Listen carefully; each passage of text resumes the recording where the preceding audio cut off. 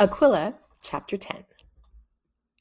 The start of Miss Taylor's meeting was delayed for some minutes by the late arrival of Mr. Hodge, who had been at the hospital having his head x-rayed. But at 4:15, it finally got underway. "I'd like to thank you all for giving up your time at such short notice." The deputy headmistress looked round at the dozen or so members of staff seated in her office. "As you've possibly heard, I'm concerned about the activities of two boys, Tom Baxter and Jeff Reynolds, who were found this morning in the library trying to teach themselves Latin." A murmur of shock and concern ran round those of the staff who had not yet heard about this. "In the last 4 days," Miss Taylor continued, "these same boys have approached Derek Bamford to ask about advanced power technologies. They asked Amy Polson about the early navigation techniques used in the Flying Corps, and Peter Duncan found them on Monday trying to solve a maths problem in their free time for fun. They were at it again this morning," Mr. Duncan chipped in. "Came to see me at the end of the lesson, wanting to work out something about a tap, a watering can, and how big was the bath if it filled in 2 hours. "Thank you, Peter." It was the first Miss Taylor had heard about that one. "Now, that is exactly why we're here. I want to know what's going on, and the first thing we need to do is pool any information we have on their behavior." She looked around the room. "Has anyone else noticed these two boys doing something odd in the last week or so?" 8 people put their hands up. At the controls of Aquila, Jeff banked to the right and began a gentle descent that would carry them down towards Tom's garden. Both boys were filled with that deep satisfaction that comes from knowing that a difficult day has turned out rather better than either of them had dared to expect. As Jeff said, once Tom had learnt to speak Latin, they would be able to ask Aquila so many things. They would be able to find out what the buttons did without the risks involved in just pushing them to see what happened. And when they knew what they did, they might even find out what some of them were for. "Like that one," said Tom, pointing to the button which had produced the blue light that had kidnapped Mrs. Murphy's shopping trolley. "I mean, what's it actually supposed to do?" They were coming in over Mrs. Murphy's garden as he said it, and unfortunately Jeff chose exactly that moment to swing Aquila round towards Tom's garage. The unexpected movement shifted Tom forward in his seat, and his finger made a momentary contact with the button at which he had been pointing. The contact lasted for only a fraction of a second before Tom snatched his hand away, but it was too late. The damage had already been done. Aquila was now on full power, and the blue cord of light that had appeared beneath it, instead of lazily snaking its way out, flashed to the ground like a bolt of lightning. "What was that?" Tom asked, as Jeff took his hands off the controls to stare at the ground beneath them. "I think," said Jeff, "that was Mrs. Murphy." Mrs. Murphy, in her garden, had been bending down to pick up one of her cats when the bolt of blue light had engulfed her. Neither she nor the cat had moved since. Jeff landed Aquila by the burnt-out shed at the bottom of the old lady's garden, and the boys climbed out. "Mrs. Murphy?" Tom ran towards her. "Mrs. Murphy, are you all right?" But Mrs. Murphy did not reply. She still had not moved, and as Tom got closer, he realized she was not breathing. Both she and the cat appeared to be completely frozen. Even her clothes and the cat's fur had a solid, unwavering look as if they'd been soaked in starch, and when Jeff stretched out a hand and tapped the old woman on the arm, it made a metallic, ringing sound. He opened his mouth to speak, and then closed it again. It was one of those times when it was difficult to know what to say. "I've killed them, haven't I?" said Tom. "Well?" Jeff looked closely at Mrs. Murphy's face. "I know she's not moving. She's not breathing either." "No," Jeff conceded, "but if she was dead, wouldn't she have fallen down or something? I mean, she looks perfectly all right, just not moving." Tom's shoulders sagged. "We'd better go and tell the police or someone." He turned back to Aquila. "My mother is not going to like this, you know. She is not going to like this at all." "Hang on," Jeff caught his friend's arm. "There is one thing we could try first." Miss Taylor had been taking notes. Most of the things people were saying she had already known, but some details were new and had surprised even her. Mr. Urquhart had given a list of the 8 books the boys had taken out of the library in the last week, which included titles such as A History of Rome and Great Palaces of Europe. Mr. Rivers, head of the science department, reported that they had also taken 2 books from his subject library on lasers. Mrs. Ross, the English teacher, described how, after a lesson, the 2 boys said they had been reading H.G. Wells' Invisible Man and had quizzed her at some length on how invisibility might actually work.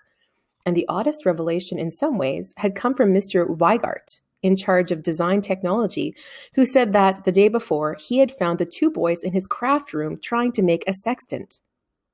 Mr. Duncan, when someone had explained to him what a sextant was, voiced the bemused astonishment of everyone there. What are they doing? What on earth is going on?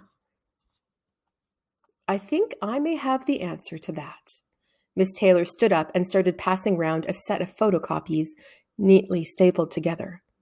If you'd all like to have a look at this, it's a copy of something we found in Tom's desk at lunchtime. Mr. Bamford looked at the top page of his photocopy. Does anyone know what the Latin bit means? It means, any man can fly, Mr. Hodge spoke slowly and carefully, if he rides on the back of an eagle. He looked across at the deputy headmistress. I'm surprised to find a child today knowing something like that. You wait till you see the rest of it, said Miss Taylor. Dr. Warner was sitting in her tent when the phone rang. Deep in thought, the archaeologist was contemplating the object that had been dug up that morning from the earth directly beneath the body of the Roman centurion. It was, she knew, quite impossible. But impossible or not, it continued to sit where she had placed it, on the table in front of her. It was a 100% authentic Red Indian tomahawk. The noise of the phone slowly penetrated her brain, and she picked it up. Yes, of course I remember you, Tom, she said. What can I do for you? She paused. You want the Latin for what? Whatever you did to that woman, please could you undo it now? Repeated Tom. There was a silence. Is that too difficult? No, it's not difficult, said Dr. Warner. I'm just wondering why anyone would want to say it. We're sort of talking to someone, Tom explained, like on the internet, but they only speak Latin. Please, he added, you're the only person we can think of to ask. Dr. Warner stared at the ceiling of the tent for a few seconds. Quid illi mulieri fecisti id facius infectum, she said eventually. Was there anything else? Could you hang on a bit? In the background, she could hear Tom repeating the sentence she had given him, and a moment later, he was back on the line. It says, que femina.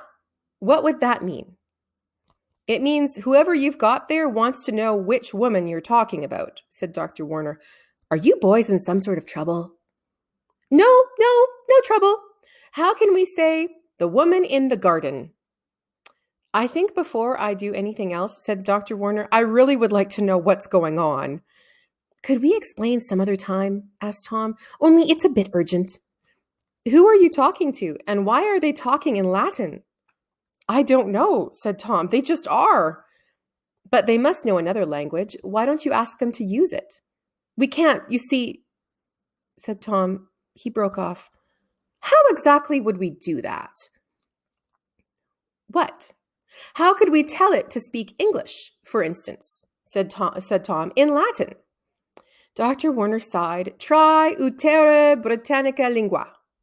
Utere Britannica lingua, Tom repeated, and Dr. Warner heard a sharp intake of breath, a whoop of triumph, and somewhere in the background there was Jeff's voice shouting, Fantastic! Oh, wow! That is unbelievable! Tom? Tom, are you there? Is everything all right? Couldn't be better, Dr. Warner. Tom's voice had a quietly triumphant ring. And thank you very much indeed. The phone went dead. On reflection, Dr. Warner decided it had been one of the oddest conversations she had ever had, and she wondered briefly if she should tell someone about it. Instead, she put down the phone and picked up the tomahawk from the table. As she ran it through her fingers, all thoughts of anything else drifted out of her mind. In her hands, she knew she held the first conclusive proof that, about 1,000 years before Columbus, the Romans had discovered America. All was quiet in the deputy headmistress's office, as the staff studied the photocopied pages Miss Taylor had given them, reading in an absorbed silence. Mrs. Ross was the first to speak. "You're sure this is all genuine?" she asked. "Tom Baxter wrote this himself?" "Every word," said Miss Taylor. "I've seen the original." "It's unbelievable," said Mr. Duncan. "I agree, it's quite unbelievable, but it's there." Miss Taylor leaned forward over her desk. "Individually, I know, none of the things we've talked about mean anything very much, but taken together, and particularly in the light of this," she gestured to the copy of Tom's exercise book, "I think there is only one conclusion we can come to." Around her, there was a slow but distinct nodding of heads. "The question is, what are we going to do about it?"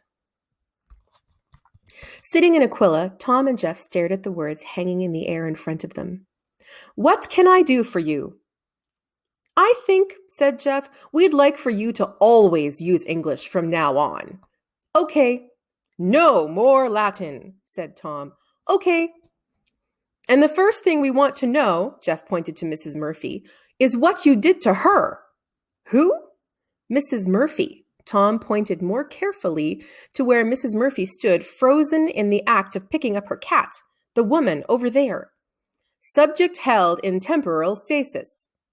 "Temporal stasis." Tom read it aloud. "What's that?" Words filled the air in front of him. There was something in the first sentence about a six-dimensional matrix created by molecular displacement and fractal transpositioning, but none of it was remotely comprehensible. "It doesn't matter what it is," said Jeff. "We just want it undone." He turned to Aquila. "Whatever you did to Mrs. Murphy this morning, and the cat," said Tom. "Right. And the cat, whatever it was, we want you to undo it now. Please," said Tom. "Okay." A whiplash of moving light appeared from beneath Aquila, though this time it was a mauvish purple instead of blue. Quicker than the eye could follow, it reached out to engulf both Mrs. Murphy and the cat, and blinked out. The cat gave a brief yowl, jumped down, and ran into the house. Mrs. Murphy stood up, looking rather puzzled, and swayed dangerously backwards. Tom jumped out of Aquila and ran over to catch her before she fell. Jeff brought up a garden chair so she could sit down. "Are you all right?" asked Tom. "I think so." Mrs. Murphy sounded rather out of breath. "I don't know what happened, but I was trying to pick up Percy and, oh dear," she held her head. "Let's go indoors and get you a glass of water," suggested Tom. "Thank you," Mrs. Murphy smiled at him. "How lucky I am you boys came round." Hanging onto Tom's arm, she tottered into the house. "I'm having a lot of trouble with these pills the doctor's given me. You know, I've a good mind to go back to being depressed. It seemed a lot less bother." The excitement of the day's discoveries made it difficult for Jeff to sleep that night. Aquila was parked just outside his bedroom window, and at midnight, still awake. He gave up trying to sleep, got out of bed, and climbed outside to sit at the controls. He did not want to go anywhere. He was content simply to sit there, 6 meters in the air, with the night sky around him, his face gently illuminated by the lights from the dash. They could no longer leave Aquila in Tom's garage. Tom had got home that day to find Mrs. Baxter busily clearing things out to make room for the car she said she intended to buy. Apparently, her treatment was progressing far faster than anyone had expected. Jeff had suggested that he keep Aquila outside his bedroom. It would be well off the ground, so no one would walk into it. And in the morning, all he would have to do was step out of the window. While he was sitting there, he would have liked to ask Aquila some of the questions he had about how old it was, why exactly it had been made, and what it could do. But without Tom to read the answers, there was little point. And then he realized that there was one question he had that did not require reading for an answer, and he pressed the small green light, third in from the left. "What can I do for you?" "I want to know how far you can go without having to fill up with water again," said Jeff, "in miles." The number that stretched out in front of him began with a 3, but consisted mostly of knots, row upon row, line upon line of them, meter upon meter. Jeff smiled in satisfaction. It seemed you could go a very long way in Aquila. At midnight, the lights in Miss Taylor's office were still burning as well. She had spent a large part of the evening making phone calls to various authorities explaining the situation and how she thought it should be handled. Then there had been the paperwork to complete, the forms to fill in, the instructions for her staff, the timetable for action. It was important to act quickly and decisively, she thought, before the boys knew what was happening and had time to react. Carefully, she checked through her notes one last time.